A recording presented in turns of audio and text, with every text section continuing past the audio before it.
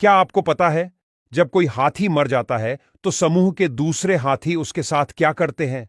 मरे हुए हाथी के साथ कैसा सुलूक किया जाता है, यह पूरी प्रक्रिया जानकर आपकी आंखों से आंसू निकल आएंगे।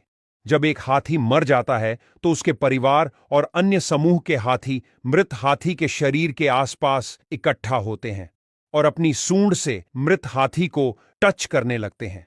लेकिन हाथी ऐसा क्यों करते हैं? इसके पीछे की छुपी हुई वजह आगे जानेंगे, किंतु पहले हाथियों की यह बात जान लीजिए जो शायद ही आपने सुनी होगी। हाथी का बच्चा अपनी मां के पेट में 22 महीने यानी तकरीबन 2 साल तक रहता है। प्राणियों में यह सबसे लंबी गर्भावस्था है। हाथी के छोटे बच्चे को उनकी सूंड किसी खिलौने जैसी लगती है। वे अपनी ही सूंड से खेलते रहते हैं और कभी-कभी सूंड में उलझकर खुद ही गिर जाते हैं। लेकिन जैसे जैसे वे बड़े होते हैं, वे सूंड का सही इस्तेमाल करना सीख जाते हैं। हाथी दिन में औसतन केवल 2-3 घंटे ही सोते हैं और ज्यादातर खड़े रहकर ही सोते हैं। वे केवल कभी कभार ही लेटते हैं, क्योंकि उनका भारी शरीर लंबे समय तक लेटे रहने में मुश्किल पैदा कर सकता है। ज्यादातर हाथियों के समूह का नेतृत्व मादा हाथी करती है। सबसे वृद्ध और अनुभवी मादा हाथी झुंड का नेतृत्व करके समूह को भोजन, पानी और सुरक्षा के लिए मार्गदर्शन करती है। क्या आप जानते हैं, हाथियों की याददाश्त बहुत तेज होती है। हाथी वर्षों बाद भी उन स्थानों, व्यक्तियों और अन्य हाथियों को याद रख सकते हैं जिनसे उनका कोई संपर्क रहा हो। कभी-कभी हाथी ने बचपन में अपने मालिक को युवानी में देखा होता है और कई सालों बाद अगर वह मालिक थोड़ा बूढ़ा भी हो जाता है तो भी हाथी उन्हें पहचान लेता है। अब बात करते हैं हाथियों की ऐसी ताकत के बारे में जिसके बारे में आपने कभी नहीं सुना होगा। यह बात आपको पसंद आए तो पेज को फॉलो जरूर कर लेना। हाथी अपने गले के नीचे मौजूद वोकल कॉर्ड्स का उपयोग करके एक इंफ्रासाउंड उत्पन्न करते हैं। इंफ्रासाउंड एक ऐसी आवाज होती है कि इंसानी कान इसे सुन नहीं सकते, क्योंकि इसकी आवृत्ति 5 से 20 हर्ट्ज से कम होती है और इंसान कोई आवाज तभी सुन सकता है जब उसकी आवृत्ति 20 से 30 हर्ट्ज होती है।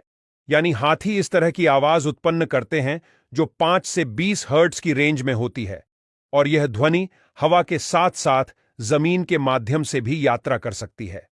हाथी के पैरों में विशेष संरचनाएं होती हैं जो जमीन से आवाज के कंपन को पकड़ सकती हैं और उन्हें मस्तिष्क तक पहुंचा सकती हैं। यह क्षमता के जरिए हाथी इंफ्रासाउंड ध्वनि को महसूस कर सकते हैं। हाथी अपनी यह इंफ्रासाउंड क्षमता का उपयोग दूसरे हाथी से लंबी दूरी तक संवाद करने और अपने समूह को खतरे से बचाने के लिए करते हैं।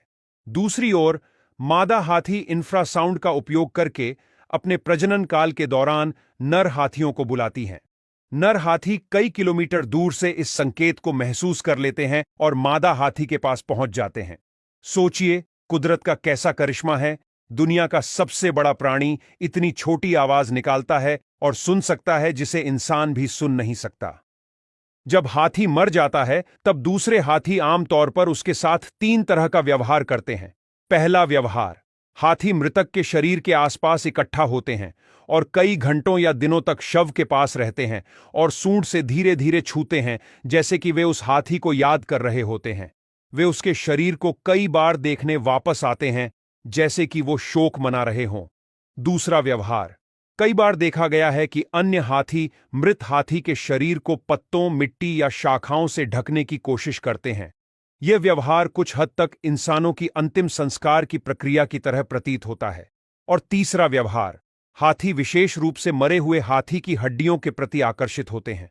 अगर वे किसी मृत हाथी की हड्डियां पाते हैं तो वे अक्सर उन्हें उठाते हैं और अपनी सूंड से हड्डियों को सहलाते हैं, जैसे कि वह हड्डियों से जुड़ी स्मृतियों को महसूस कर रहे हैं।